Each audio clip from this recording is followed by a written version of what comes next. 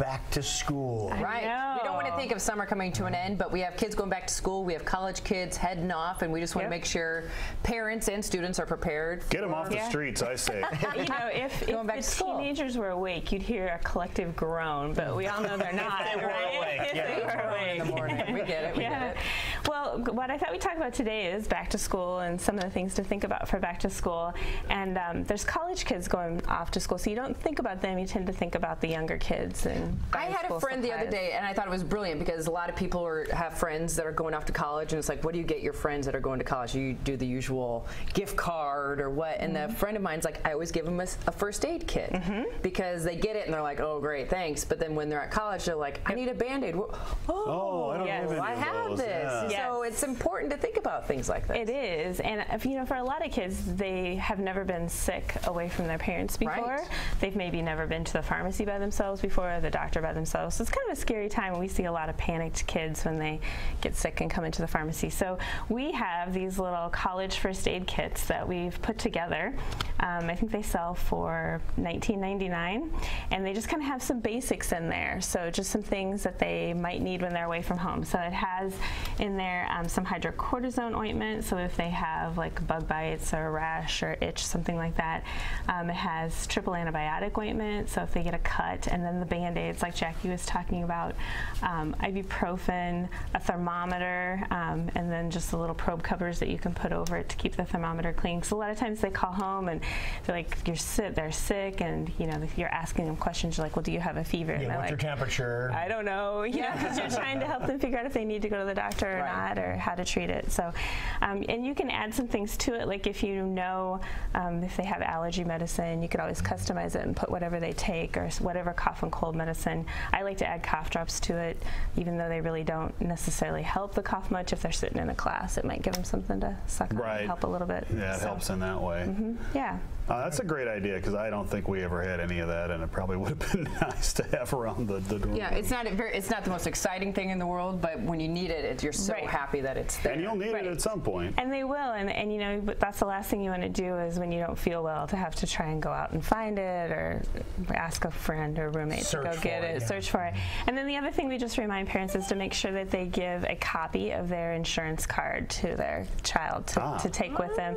Maybe even just keep it in the kit or in their wallet with them. So both their medical, their pharmacy card, dental card, whatever insurance card you have, make sure that they get a copy of that. They know where it is. And they know where it is, yeah, because I'll come in the pharmacy and they'll say, do you have insurance? I don't know. Can you call my mom? So we can definitely help with that. So that takes care of the college kids. Yeah. So unfortunately, the younger kids, it's already started going around is head lice. I thought this was a when they get back to school thing, not an August thing. Yeah, you know. It's, and you know this just because people are coming in asking for this stuff right now? People are coming in, yeah, we are seeing it. So I mean, I think now, you know, with daycares and things where kids are getting together in bigger groups and things, I mean, it can kind of happen all the time. So do you just stand back and throw it at them? Here, pay me later. Put it in the tube, and then the tube comes all the way over. We're actually kind of used to that, so yeah, I mean, we can get over the itches, you know, after you've done it for a little while. Just mentioning it, I'm scratching here. Let's talk about these little guys, even though it's breakfast time. So how do you get them? I mean, well, that's a good question. So, can they fly? No. No. Can they jump? Yes. No. Oh, they're not like a flea. No. They just crawl. Right. So they actually spread with direct contact. So, and this kind of shows the size of them. They are kind of hard to see, especially like the little eggs are hard to see. But the eggs sort of look like a sesame seed. Sometimes they're a little bit kind of, you know, shiny and opaque like. Okay. And then the adult. But they're actually spread by direct contact. So usually head-to-head contact, or sharing a towel, a comb, no headbutting. A brush, a hat, things like that. So, and this just kind of shows the biggest thing with getting rid of them is actually the combing process. So when you do the treatment and then combing afterwards, this just kind of shows like how you separate the hair into quarters so that you can use the comb and comb everything out. Okay. So what type of stuff do you have to put in someone's hair to get rid of these? You know, there's lots of different things. Some of them are actually toxic, and so they're made with chemicals. But the one that I like like the most is the one I brought here today, and it's called Lice Ice. And what you do is you actually apply it to dry hair and coat the hair completely, and then you leave it on overnight for like 8 to 12 hours. Because you've got to kill the adults and get away for the eggs to hatch, right? Well, the eggs you can comb out as well. So if you can comb them out, but that would be the best case scenario. So what this does is it kind of encases it in this hard gel and basically kind of suffocates them, and then it also loosens the egg from the hair shaft so that you can comb it all out. So this isn't like a health threat, it's just disgusting pretty much, is that it? Right, yeah, they don't carry diseases. You know, a lot of people think they carry diseases.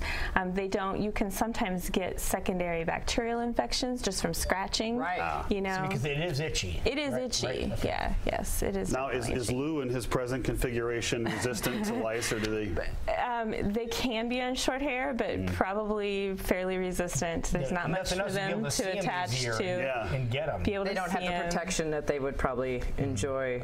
Right, with having more hair. Right, and it's just kind of harder for them to attach. Now, when you comb them out, do you want to comb them out somewhere like outside or in a sink or? Ideally, your friend's yes. house. Friend's house, Tom's house.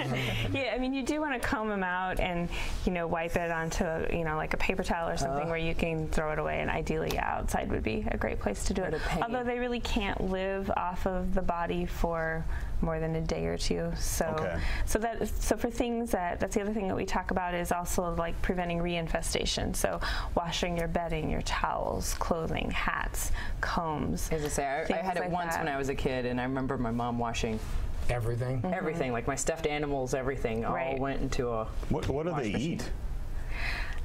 That's a really good question. I'm assuming like, dead skin cells maybe. So I'm not really like sure. Or live skin. Yeah, live skin cells. I'm not really sure actually. Do you ever hear of dogs getting lice? Pets do not carry lice. That's another thing is a lot of people think they need to treat their cats or their dogs, but no, they don't live on them. So get a little dog and wear it on your head.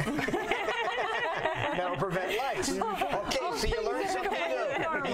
What you hear on this program, you won't hear anywhere else. And Jason Parkin just proved it. Now, what's going on here?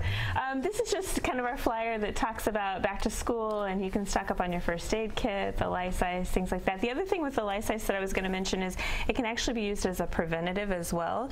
You mix 1 part of the lice ice with 4 parts of water, put it in a spray bottle, and you put it on hair kind of like as a conditioner when it's wet, and it makes the hair shaft slicker so that the lice have a harder time attaching. So if you know it's kind of going around your school system or your daycare, might not be a bad thing to do. Yeah, just especially if you have long hair like you and I do. That makes it. Any kind of prevention is always great. And the easy name to remember too. It's Lice Ice.